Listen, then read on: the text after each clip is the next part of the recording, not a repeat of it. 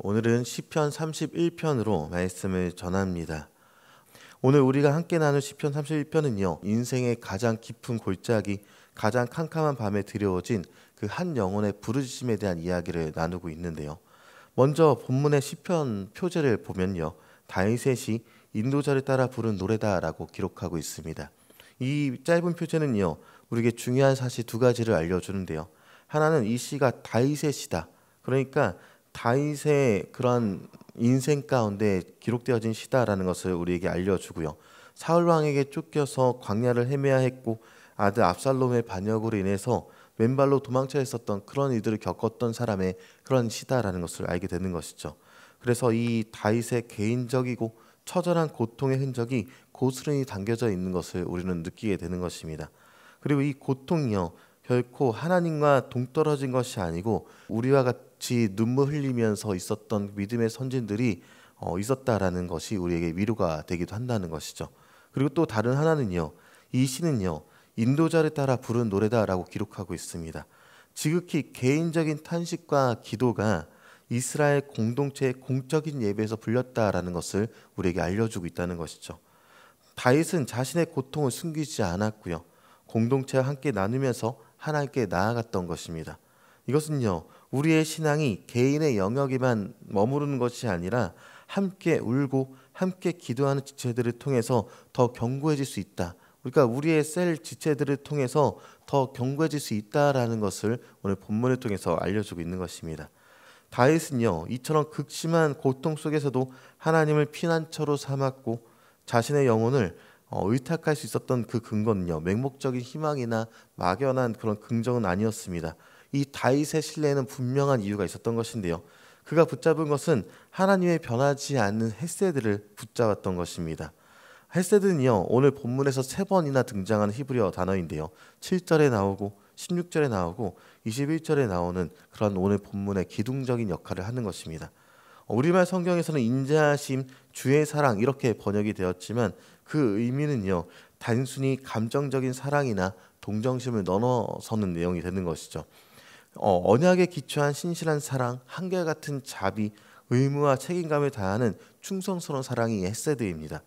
하나님께서 자신의 백성을 선택하시고 언약을 맺으셨기 때문에 결코 버리지 않으시고 끝까지 책임지시겠다라는 하나님의 약속과 성품이 바로 이 헤세드에 담겨 있다는 것이죠. 그래서 우리 그 중에 7절 말씀을 같이 한번 보도록 하겠습니다. 내가 주의 인자하심을 기뻐하며 즐거워할 것은 주께서 나의 고난을 보시고 환난 중에 있는 내 영혼을 아셨으며. 네, 다윗은 지금 고난 중에 있습니다. 그러나 그는 과거에 베푸셨던 하나님의 헤세드를 기억하면서 현재 고통을 이겨낼 힘을 얻었다라고 얘기하고 있는 것이죠. 그는 자신의 고난을요. 하나님이 외면하지 않으시고 똑똑히 보고 계시고 알고 계시다라고 확신하고 있는 것입니다. 16절에서는요. 주의 얼굴을 주의 종에게 비추시고 주의 사랑으로, 그러니까 헤세드로 나를 구원하소서라고 간구하고 있습니다. 헤세드에 근거한 담대한 요구가 여기 있는 것이죠. 하나님은 본래 헤세드 하나님이지 않으십니까? 그 언약적인 사랑으로 저를 외면하지 마시고 저를 구원해 주십시오라고 기도하고 있었던 것입니다.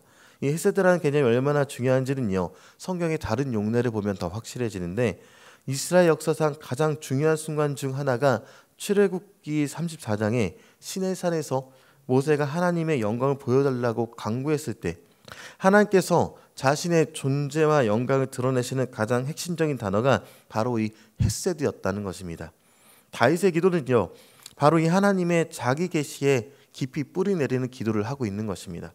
나의 상황이 아무리 절망적이어도 나를 향한 사람들의 평가가 아무리 차가울지라도 언약을 맺으시고 천대까지 이 헤세드를 베푸시는 신실하신 하나님은 결코 변하지 않는다라는 그 믿음을 갖고 있었다는 것이죠. 이것이 다윗으로 하여금 깨어진 그릇 같은 절망 속에서도 여호와를 찬송할지어다 그의 놀라운 사랑을 내게 보이셨음이로다라고 21절에 노래하게 만든 이 힘의 원천이 되었다는 것입니다. 그리고 이것은 우리도 마찬가지입니다. 우리가 하나님께 나아갈 수 있는 근거는요. 우리의 의로움이나 자격 때문에 나아갈 수 있는 것은 아니죠. 우리를 택하시고 자녀 삼으신 하나님의 약속, 그러니까 그 신실하신 변함없는 헤세드 때문에 우리가 하나님 앞에 나아갈 수 있게 됐다는 것입니다. 오늘 본문에서요, 다윗이 고통 속에서 부르짖고 수많은 유대인들이 그 잠자리에 들며 의지했던 시편 31편의 이 클라이맥스가 되는 부분이 있는데요. 바로 5절에 내가 나의 영을 주의 손에 부탁하나이다 라는 이 고백이 이 클라이맥스가 됩니다. 인류 역사상 가장 장엄하고 거룩한 순간에 다시 한번 울려 퍼진 내용이 바로 이 5절의 내용인데요. 누가복음 23장 46절에 보니까요, 십자가에 달리신 예수님께서 숨을 거두시기 직전에 마지막으로 말씀을 외치신 내용이 바로 이 5절의 내용입니다. 예수님께서 큰 소리로 불러 이르시되 아버지 내 영혼을 아버지 손에 부탁하나이다 하고 이 말씀을 하시니 숨지시니라, 이렇게 기록하고 있는 내용이 있습니다.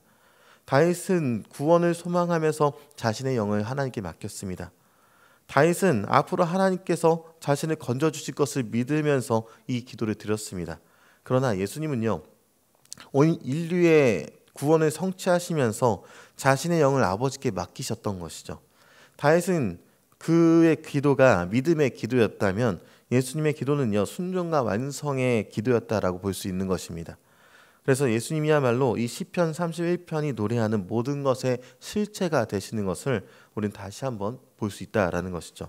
다윗이 주는 나의 반석과 산성이시니 이렇게 3절에 고백했을 때 그 반석과 산성이 바로 예수 그리스도로서 우리는 맞아들이게 되는 것입니다. 다윗이 주의 놀라운 사랑, 그리고 21절에 이렇게 찬양했을 때 그 헤세드의 궁극적인 표현이 바로 십자가에서 우리를 위해서 자신의 모든 것을 내어주신 예수 그리스도의 사랑으로서 우리를 읽게 된다는 것이죠. 하나님은 자신의 아들을 내어주심으로 자신의 헤세드가 얼마나 크고 신실한지를 영원토록 증명하신 분이십니다. 그렇기 때문에 이제 우리는요, 십자가에서 완성된 구원 안에서 우리 영원한 피난처 되시는 그 예수 그리스도의 손을 붙잡고 기도할 수 있어야 한다라는 것이죠. 그렇기 때문에 우리가 만약에 지금 어려운 일 가운데 당하고 있다면, 사람과의 관계 때문에 배신으로 마음이 찢어져 있다면, 혹은 건강의 문제로 하루하루가 고난이고 고통스럽다면, 미래에 대한 불안으로 밤잠을 새고 있다면 오늘의 시를 기억하시면서 오늘 밤에 잠들기 전에 이 시편을 다시 한번 묵상하게 되길 바랍니다. 우리의 시간을 손에 쥐고 계신 분은 바로 주님이십니다.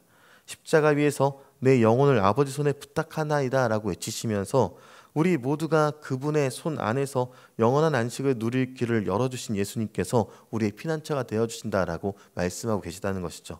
그래서 오늘 밤 잠자리에 들기 전에 우리도 믿음으로 고백하게 되시길 소망합니다. 주님, 나의 깨어진 마음을, 나의 불안한 미래를, 나의 연약한 육신과 영혼을 주님의 손에 온전히 맡깁니다 라는 그런 기도를 드리는 것이죠.